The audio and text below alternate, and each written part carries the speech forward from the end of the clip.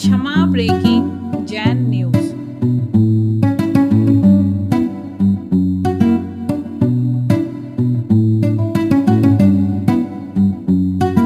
ज्ञानादि मूल मंत्र हम सबके प्राण, क्योंकि जिन शासन में अगर जन्मा है तो कोई ऐसा जैनी नहीं होगा जिसे नमोकार मंत्र ना आता हो, जो अपने प्राण से बढ़कर उसे ना मानता हो। अगर नमोकार मंत्र नहीं है तो वो जैनी भी नहीं है। ये भी बात उतनी ही सच है, क्योंकि जिन शासन में जन्मा व्यक्ति और नमोकार मंत्र ना जाने है असंभव सी घटना। जिन्हें अपना प्राण हम मानते हैं, जिसे हम सर्वस्व देते हैं, वही नमोकार मंत्र फिर भी हम अधूरे रह जाते हैं अगर, तो इसका मतलब ये है कि हमने उसके ना प्रभाव को समझा, न हम इसके उपयोग को जानते हैं। ये बात स्वीकार तो कर ही लेना चाहिए, है ना, क्योंकि हम उसे जानते ही नहीं है। तो इसका मतलब हम नमोकार मंत्र के प्रभाव को हम नहीं जानते, क्योंकि वो इतना ज़्यादा गहरा है, इतना ज़्यादा बड़ा है, फिर भी हम भटक रहे हैं। इसका मतलब हम उसके प्रभाव से अभी तक अछूते हैं, है ना। तो आज नमोकार मंत्र के विषय में थोड़ा सा और जानते हैं। नमोकार मंत्र की एक विशेषता आपके सामने रखता हूं, वो आपको समझ में आए। नमोकार मंत्र में आप जब बोलते हैं नमो अरिहंताणम, है ना, नमो सिद्धाणम, नमो आयर्याणम, नमो उज्जैनम, नमो लोए सव्व सावणम। अब इसमें एक पद, अंतिम पद है नमो लोए, और ये सव्व सावणम। तो उसका अर्थ है लोक के समस्त साधुओं को। तो लोग इसके लिए गलत ट्रैक पे भी चले जाते। महाराज सभी साधुओं को नमस्कार हो रहा है यार। तो लोक के सब साधुओं से मतलब लेना है वीतराग साधु, और सब साधु मतलब ढाई दीप में, क्योंकि लोक में सिर्फ ढाई दीप में ही साधु है, इसके अलावा कहीं साधु नहीं है। पहली बात तो ये है ना। तो सव्व साउडम नमो लोए, लोक में जितने साधु हैं, तो कितने साधु हैं, तो ढाई दीप में 3 करोड़ साधु हैं। तो उन सब साधुओं को नमस्कार हो। तो एक चीज आपको ये जानना है कि यहाँ पे जो सब पद है ये अंत दीपक है। कौन सा है ये? हाँ, हमारे यहाँ पर आदि दीपक, मध्य दीपक, अंत दीपक के द्वारा सिद्धि की जाती है। वो कैसे होता है देखो। जैसे घर के सबसे पहले दीपक रख दिया जाता है तो पीछे तक रोशनी देता रहता है, ये बोलते हैं आदि दीपक।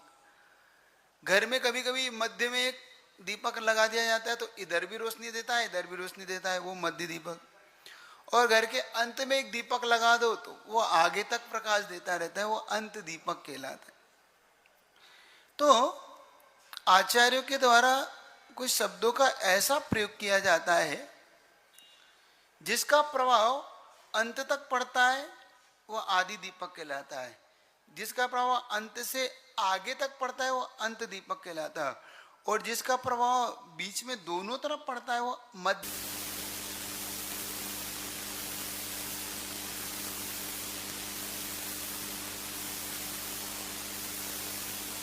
मतलब इसका प्रभाव चारों पद पे ऊपर भी है।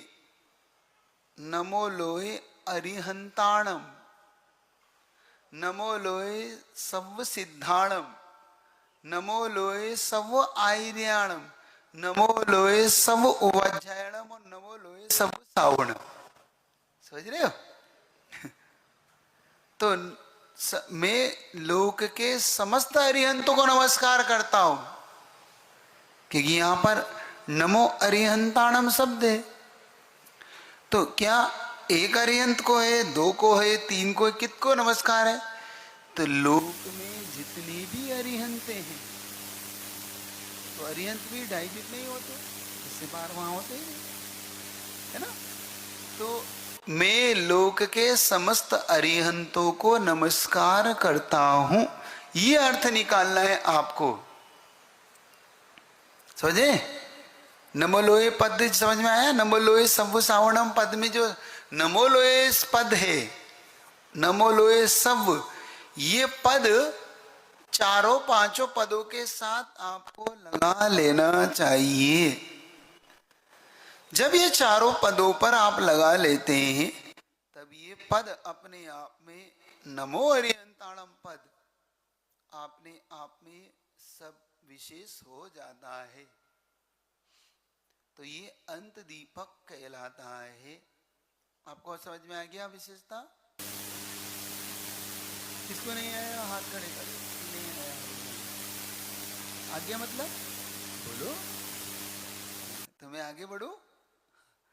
तो नमो लोए सव्व सिद्धाणम। अब आपसे पूछेगा यहाँ तो सब नमो लोए तो कोई शब्द ही नहीं, यहाँ पे आप कहाँ से लाए? तब आपको बताना है ये अंत दीपक पद से हम यहाँ तक लाए हैं। हमने नीचे वाला पद सभी पदों के लिए लगा लेना, ऐसा अंत दीपक कहता है। ठीक है? तो सभी समस्त सिद्धों को मैं नमस्कार करता हूं। लोक में जितने भी सिद्ध हुए, अब कितने सिद्ध हुए? अनंतानंद। कितने सिद्ध हैं? हाँ। अरिहंत कितने हैं? अरिहंत अनंत नहीं है। अगर भावी भूत और भविष्य नहीं गए तो तब तो बना लोगे अनंतानंद, लेकिन अरिहंत जो एट प्रेजेंट चार घातिया कर्म नाश करके जो हैं उनमें से आपको लेना है। तो जो 13वें गुण स्थान 14वें गुण स्थान में उनको अरिहंत पद पे लेना है। तो इतने 13वें 14वें गुण स्थान में अरिहंत है उतने अरिहंत हैं प्रेजेंट में। ठीक है? तो ऐसा मान के चलना। आचार्य उपाध्याय और साधु, तो ढाई दीप में जितने भी आचार्य हैं, ढाई में जितने भी उपाध्याय और ढाई दीप में जितने भी साधु परमेष्ठी हैं, तो ये पद अंत दीपक है। तो यहाँ पर आपको, चूंकि आचार्यों की खासियत होती है कि वो किसी भी मंत्र की जब या किसी भी सूत्र की रचना करते हैं तो वो इस बात का ध्यान रखते हैं कि बार बार रिपीटेशन ना हो किसी चीज का। वो अगर आगे तक अपना आप प्रकाश दे रहा है तो अपने आप ही सब में चलता है। तो आ गया ना? तो इस मंत्र को हम कैसे जानेंगे?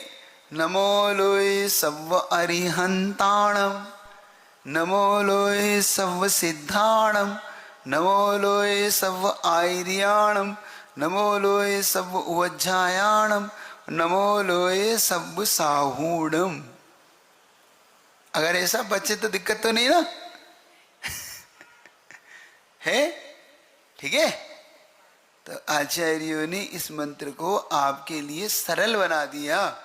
नमो अरियंताणम, नमो सिद्धाणम, नमो वज्जाणम, नमो आयर्याणम, नमो लोई सब साहुणम। ऐसा कह के इस पद को आपके लिए बड़ा सरल और सहज तरीके से उन्होंने बनाकर आपके सामने रख दिया ताकि आप सहजता से इसको पढ़ सके। ठीक है ना? ये याद रहेगा अब आपको। तो एक विशेषता, एक और इसकी विशेषता है कि ये कभी भी किसी व्यक्ति विशेष को नहीं लेके चलता। एक सबसे बड़ी खासियत इसकी है, नमोकार मंत्र में कभी भी किसी व्यक्ति विशेष की आराधना नहीं की गई। ये मंत्र की सबसे बड़ी खासियत है, क्योंकि जैन शासन गुणों का आराधक है, व्यक्ति का आराधक नहीं रहा। कभी भी व्यक्ति विशेष का आराधना जैन शासन ने नहीं की। जैन शासन ने गुण से सहित व्यक्ति की आराधना की। हम गुणों के पूजक हैं, गुणों की हम आराधना करने वाले हैं। ये एक सबसे बड़ी, और ये होना भी यही चाहिए। हमें क्वालिटी नहीं, हमें क्वालिटी चाहिए, क्वांटिटी नहीं। हम बहुत बार लोग बाग व्यक्ति विशेष में उलझ जाते हैं। नहीं नहीं, हमारा ये है, हमारी वो है। इससे क्या लाभ होगा? कोई लाभ नहीं होगा इससे। तो अधिकतम झगड़े ऐसे ही होते हैं ना हर जगह। आपने ये कह दिया, आपने को दिया, आपने ये कह दिया वो कह दिया से मतलब नहीं। आप व्यक्ति के गुणों को देखिए ना, गुणों पर जाइए। जैसे कि इसी मेरी भावना में बुद्ध वीर जिन हरिहर ब्रह्मा या उसको स्वाधीन को। अब ये कहते बहुत से लोग को लगता है भाई ये तो सबका नाम लिया जा रहा है यहाँ तो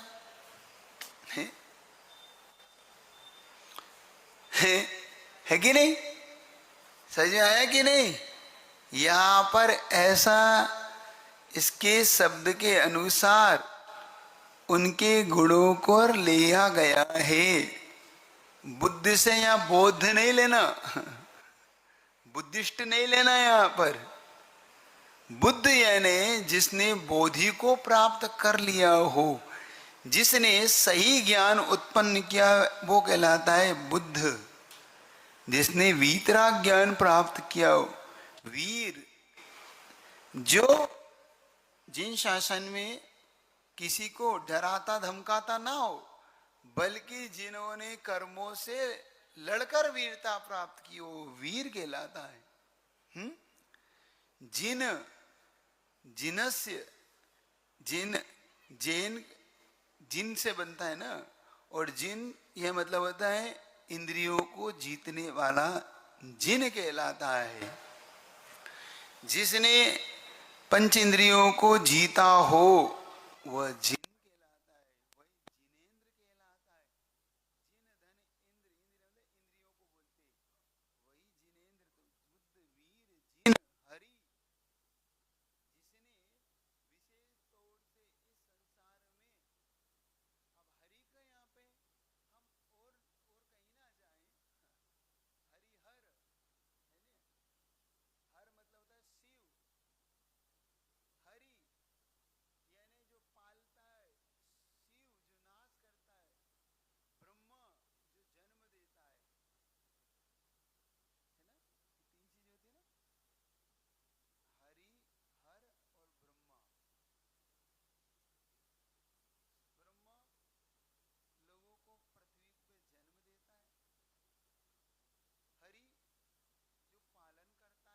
ये चीजें आप जिन शासन के अकॉर्डिंग समझो, जिन्होंने जन्म जरा और मृत्यु का नाश कर दिया हो, वह हरि हर ब्रह्मा कहलाता है।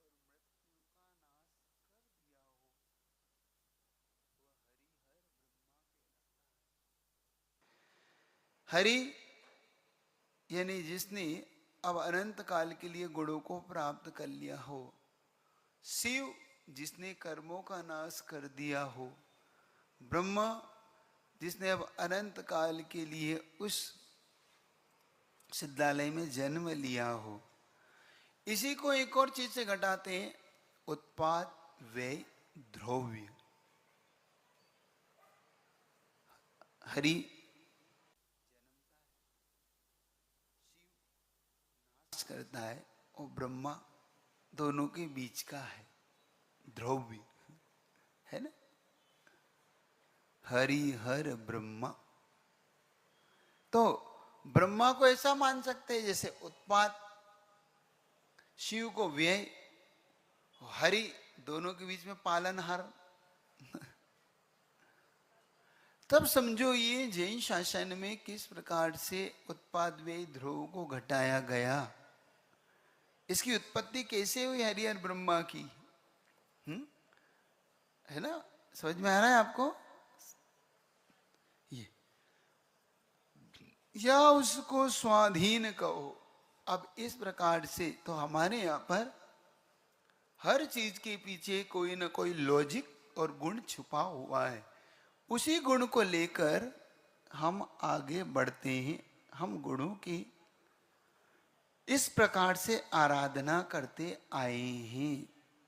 तो गुणों की आराधना हमें ऐसे करना है। तो यहाँ पर हम गुणों की आराधना लेकर चलेंगे। तो हमारे यहाँ पर आदिनाथ, पारसनाथ है ना, ये ना लेकर नमो अरिहंताणम शब्द लिया। देखो, किसी पद में किसी का नाम नहीं मिलेगा आपको, किसी पद में मिलेगा कहीं? आप देखो इसमें एक पद में बताओ, 5 पद में कहाँ नाम है ना? ये चीज विशेषता इसकी ये बताती है कि यहां पर व्यक्ति से अगर अटैच हो जाएगा तो व्यक्ति गुणों को भुला देगा। हम गुणों की आराधना करने के लिए व्यक्ति विशेष से अटैच ना होकर हम गुण विशेष से अटैच होना चाहिए। लेकिन दुर्भाग्य है कि हम व्यक्ति विशेष से अटैच हो जाते हैं, व्यक्तिगत हम जुड़ जाते हैं, तो फिर हम गुणों की अवहेलनाएं शुरू कर देते हैं। हम गुणों के पोषक नहीं रह जाके हमसे व्यक्तिगत पोषणा करने लग जाते हैं। और यही सबसे बड़ा इस जीन शासन का दुर्भाग्य रहता है कि व्यक्तिगत गुणों को नहीं समझकर आदमी, हमें कोई मतलब नहीं, हमें तो यही, बस यहीं पर आदमी अपने दोष लगा बैठता है। सम्यक दर्शन में क्यों कहा, सम्यक दर्शन में ये दोष चल लगाना दोष क्यों कहा पता है आपको? ये इसीलिए कहा, देख लेना। और उसके लिए इससे ऊपर उठ के जब देखता है ना कोई, तो फिर इन चीजों से ऊपर उठ जाता है। तो यहाँ पर गुणों को पुष्ट करने वाला है, गुणों का पूजने वाले हैं। हमें गुणों की भक्ति करना है। जहाँ हमें गुण मिले, जहाँ से हमें अपनी आत्मा के कल्याण के रास्ते खुले, वही पंच परमिष्टि हमारे लिए स्तुत्य हो जाना चाहिए। ठीक है, समझ में आ रहा? समझ के करो।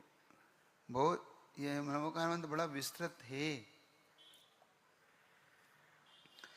अब जब इस प्रकार से हम देखते हैं कि व्यक्तिगत नमस्कार न करके पंच परमेष्टि को नमस्कार इस नमोकार मंत्र में किया गया, इसीलिए इस नमोकार मंत्र में जहाँ जहाँ जिन जिन के गुण थे उन सबको अपने आप इसमें सम्मिलित कर लिया गया। इसीलिए नमो लोहे सव्व साणव पद अपने आप नमो अरिहंताणम पद के साथ अपने आप जुड़ता है। वो नमो लोहे सव्व पद है ना, जो वो अपने आप अरिहंत के साथ अपने आप कनेक्ट हो जाता है, क्योंकि वहां पर व्यक्तिगत है ही नहीं। आदिनाथ बोल देते तो क्या दिक्कत आती? नमो आदिनाथ अरिहंताणम, तो फिर क्या होता है? फिर सारे अरिहंत गौण हो जाते, सिर्फ आदिनाथ अरिहंत रह जाते।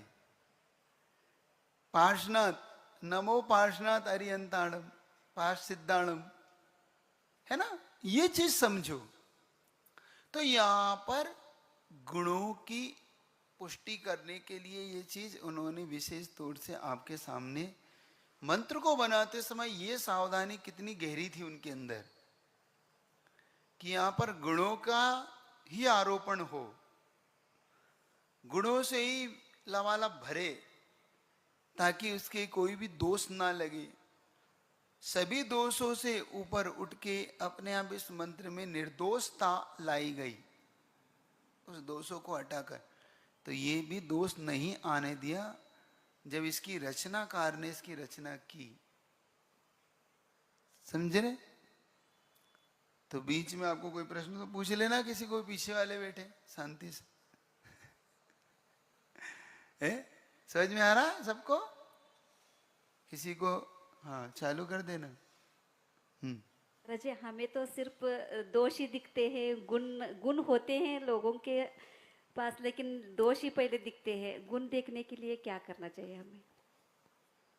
गुण देखने के लिए हमें वो दृष्टि लाना होगी, क्योंकि हमारा नेचर, ये मानव स्वभाव है, स्वयं को अच्छा और दूसरे को बुरा बताना इसका एक प्राकृतिक नेचर है। इससे ऊपर उठने के लिए हर व्यक्ति को वह एक उदार भाव, एक विराट रूप चाहिए, अंदर से विराट हृदय चाहिए, जिसमें वो सबको समा सके, सबको अपना सके। वहां पर पॉजिटिव थिंकिंग के साथ आगे बढ़ोगे तो आपको गुण ही गुण दिखेंगे। जरूरी नहीं कि हमारे अंदर और दोष सब में होते हैं और गुण भी सब में होते हैं। ये बात उतनी ही सच है कि एक ही चीज के दो पहलू होते ही हैं। भाई किसी के लिए वो अच्छी है तो किसी के लिए बुरी है। जैसे मीठा सबके लिए अच्छा होता है नहीं। एक चीज आपसे कहा था ना, ये थॉट से याद रखना, जिस सूर्य का ठंड में आने पर सत्कार होता है उसी सूर्य का गर्मी पे आने पर तिरस्कार होता है। जिस सूर्य का ठंड में इंतजार होता है उसी सूर्य को गर्मी में तिरस्कार होता है। सूर्य तो एक ही है, लेकिन वही इंतजार हो रहा था और वही तिरस्कार हो रहा है। क्यों? वक्त बदलते ही आदमी बदल जाता है। क्योंकि हमारा काम निकल गया ना, अब ठंड गई, हमें क्या जरूरत है अब तुम्हारी। ऐसे कृतज्ञ नहीं बनना है हमें। सूर्य की जरूरत नहीं है, कोई बात नहीं, लेकिन उसका तिरस्कार करने का क्या हमें फायदा है। तो अगर हमें किसी के गुण देखने का अगर नेचर बनाना है तो हमें उसके अंदर उदार भाव लाके हर पहले सबसे पहले उसके दोषों को इग्नोर करना होगा। क्योंकि दोष हर व्यक्ति में है, स्वयं में भी है, दूसरे में भी। किस में दोष नहीं है? सब में दोष है। तो पहले सबसे पहले अगर आपको गुण देखना है तो उसकी क्वालिटी देखने के लिए आपको वो नेचर चाहिए, वो दृष्टि चाहिए, नेत्र चाहिए कि भाई इसके अंदर क्या क्या क्वालिटी ये बताओ। दोष क्या है ये मत पूछो। हम सबसे पहले कोई बुराई तो नहीं है, हम सबसे पहले प्रश्न ये उल्टा करते हैं ना, कोई बेकार तो नहीं है। अब अच्छा क्या है ये नहीं पूछ रहे, क्या क्या क्या खासियत है भाई इसमें हमारे लिए।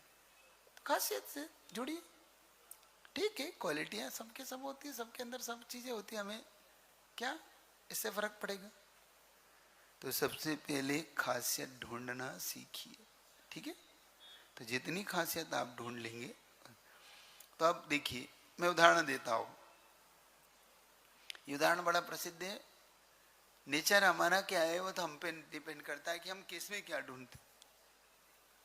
कहते हैं कि कृष्ण के अंदर एक बड़ा गुण था कि वो किसी में भी खासियत ढूंढ लेते थे। कृष्ण के अंदर कृष्ण को एक अच्छा मैनेजमेंट गुरु माना गया। कृष्ण को, राम को एक अच्छा पुत्र माना गया, राम को एक मर्यादा पुरुषोत्तम माना गया, तो कृष्ण को एक अच्छा मैनेजमेंट वाला गुरु माना गया।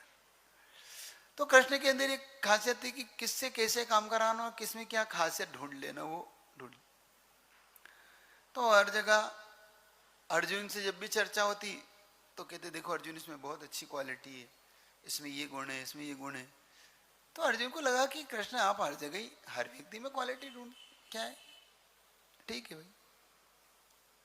तो कृष्ण ने एक बार रथ को ले जा रहे थे और रथ को ले जाते कृष्ण ने देखा कि एक मरा हुआ कुत्ता पड़ा हुआ है, सड़ा सा है और सब कुछ बदबू आ रही है। फिर भी कृष्ण ने रथ रोक दिया। तो अर्जुन ने कहा यहाँ क्यों रथ रोक रहे हैं आप, यहाँ से रथ क्या पार्थ, अरे कुत्ते में भी खासियत है, अरे इसमें क्या खासियत है। उनके देखो मैं बताता हूं। जब वहां गए तो उस कुत्ते में खासियत देखो, इसकी दांतों की पंक्ति देखो कितनी सुंदर है। कृष्ण ने उस मरे कुत्ते में दांतों में खासियत ढूंढ ली। हम क्या खासियत अगर हमें देखने लग जाए तो हर चीज में खासियत है, वरना हर चीज में दोष ही दोष भरे पड़े। तो हमें गुण ढूंढना है तो पहले उनके गुणों को पहचानना हमारे आना चाहिए। क्या हम गुणों को पहचानना जानते हैं? अगर हम गुणों को पहचानना नहीं जानते तो फिर हम खासियत भी ढूंढना नहीं जानते। हम तो गुणों में भी दोष ढूंढ लेते हैं और लोग दोष में भी गुण ढूंढ लेते हैं कि भैया किस काम का है इसको।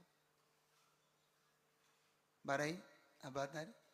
तो नेचर लाइए कि आप हर व्यक्ति में कोई ना कोई गुण ढूंढिए, कोई ना कोई खासियत ढूंढिए। और अगर नहीं भी है फिर शांति से, आपको नहीं मिल रही है अगर कोई खासियत, कोई बात नहीं, शांति से उसकी बुराइयां से बचिए, इतना तो कर ही लीजिए, ठीक है ना।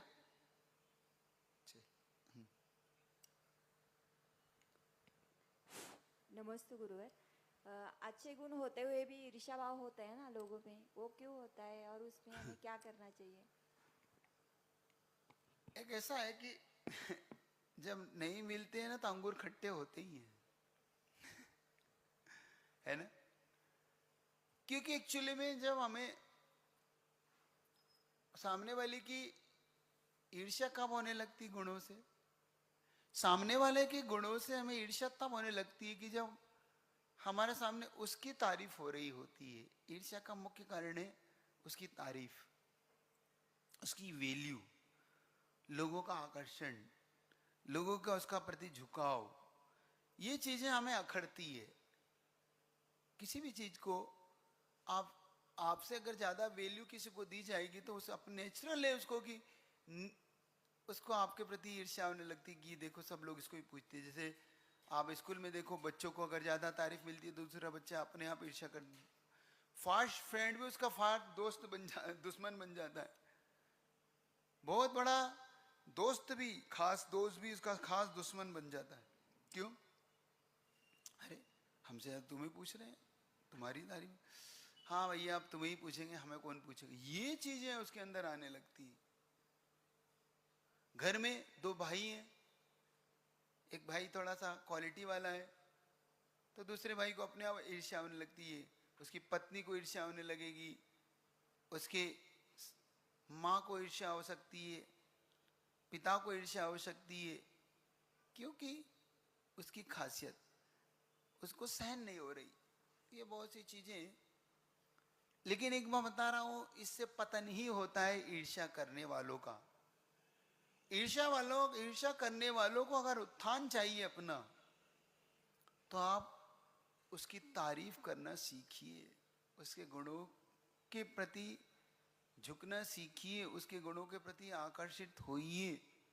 उसकी बुराई करके आपको कुछ नहीं मिलेगा, बल्कि आप अपनी क्वालिटी और खो बैठोगे। ये मत करो गलती। लेकिन होता ठीक विपरीत ही। व्यक्ति ईर्ष्या, अहंकार, ईगो, ये सब उसके अंदर, मद, ये ऐसी चीजें हैं जो व्यक्ति के अंदर सहज होती है, और वो इसी कारण से सामने वाले से उसकी खासियत को ना पहचान कर उससे बल्कि ईर्ष्या करके अपने आप को गिरा और लेता है। तो आप इससे थोड़ा सा अपने आप को दूर करिए। तो ईर्ष्या होने का मुख्य कारण है सामने वाले की क्वालिटी का सहन नहीं होना, सामने वाले को अपने से ज़्यादा वैल्यू मिलना, सामने वाले की लोग ज़्यादा पूछ परख करते हैं। तो हम अपने आप को थोड़ा, और यही देखो, यही नीच गोत्र का बंध का कारण है। देखो यही नीच गोत्र का बंध का कारण पता है आपको क्या है? पतन क्यों होता है? क्योंकि आपने सामने वाले की और बुराई कर दी तो और आप पतन में चले गए। ये याद रखना, कुछ नहीं मिलता किसी को भी। खूब अच्छे से इसको प्रैक्टिकल रूप में हमने देख लिया। जब जब सामने वाले ने दूसरे का बुरा चाहा, तब तब उसका खुद का ही बुरा हुआ। क्योंकि जो दूसरे के लिए गड्ढा खोदता है, सबसे पहले वो उसमें गिरता है। ये कहावत है। इसलिए ईर्ष्या करने का कोई लाभ नहीं है, बल्कि उसकी क्वालिटीज को अगर आप अपना लेते तो आप में भी कुछ विशेषताएं आ जाती। ये बेहतर होता है ना, यही होता है ना।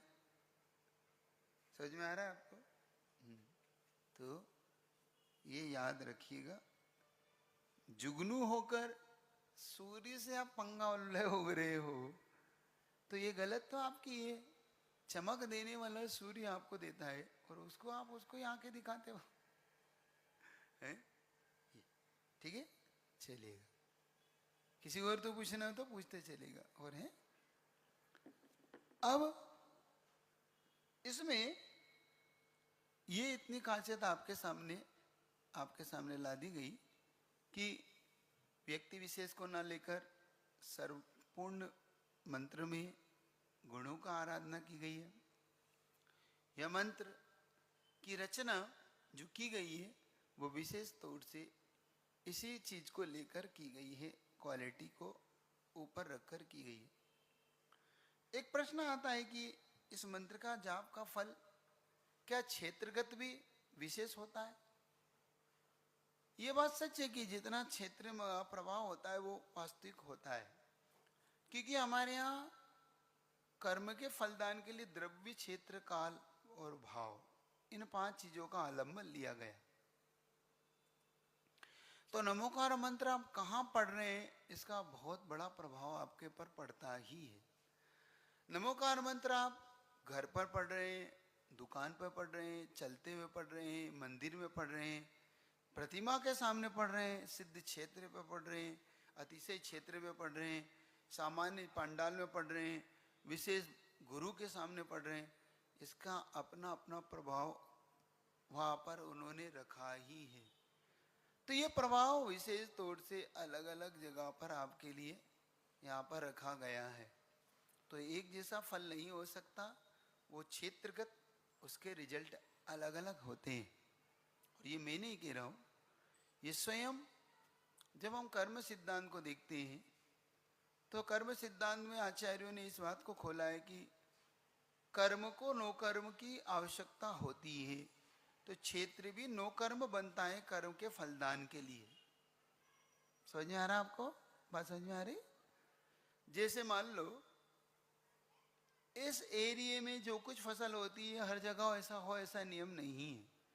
आप कर्नाटक में जो और चले जाएंगे तो वहाँ जो फसल होती है वो यहाँ नियम नहीं। जैसे वहाँ काली मिर्ची होती है, इलायची होती है, और काजू होता है, बादाम होती है, इस एरिया में नहीं होती है, क्योंकि यहाँ की भूमि नहीं है, वो यहाँ का इस प्रकार का वातावरण नहीं है।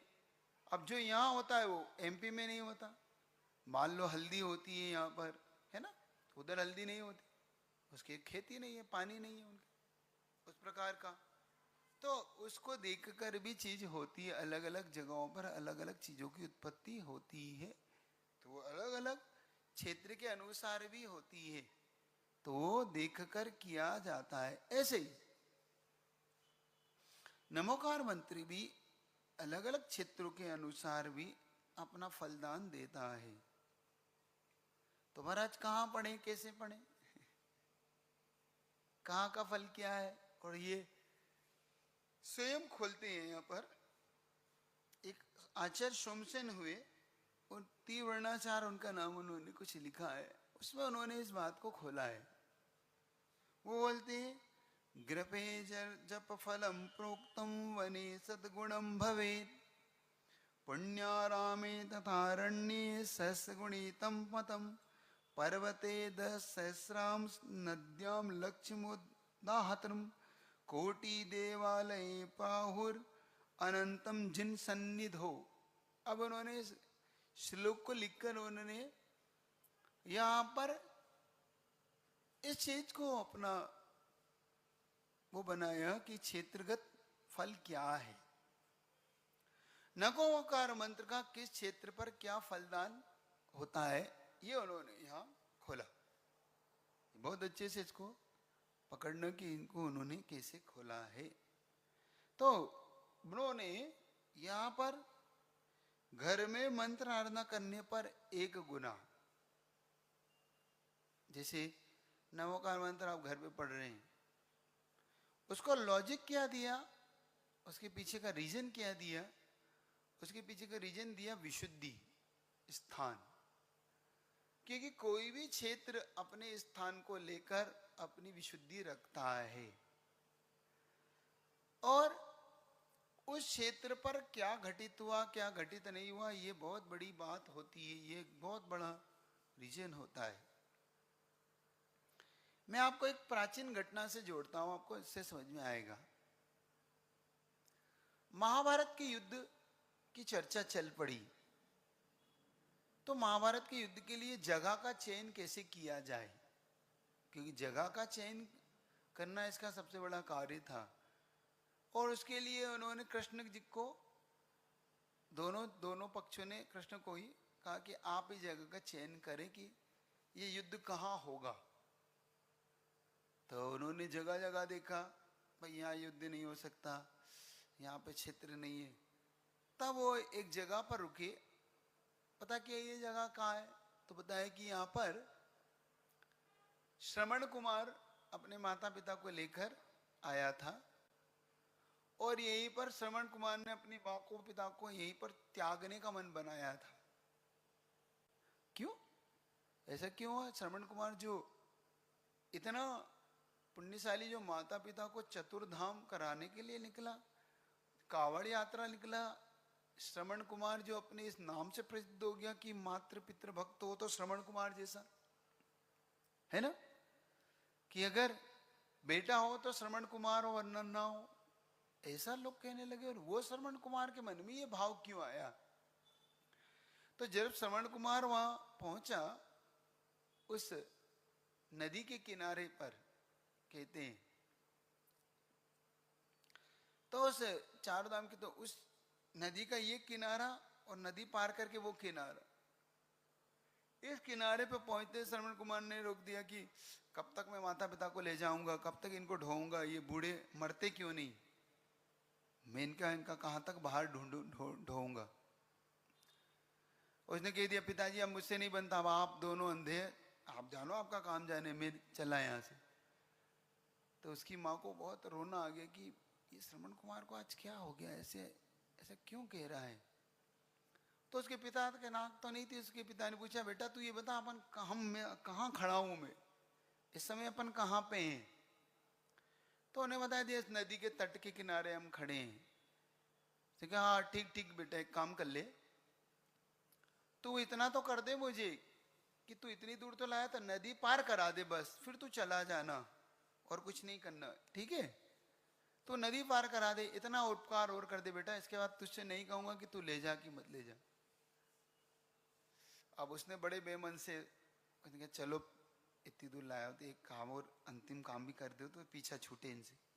उसने कावड़ उठाई और जैसे तैसे करके नदी पार की, और जैसे नदी पार किया उसकी आंखों से अविरल आंसू बहने लगे कि ये मैंने क्या कर दिया, ये मैंने पिताजी को और माताजी को क्या बोल दिया।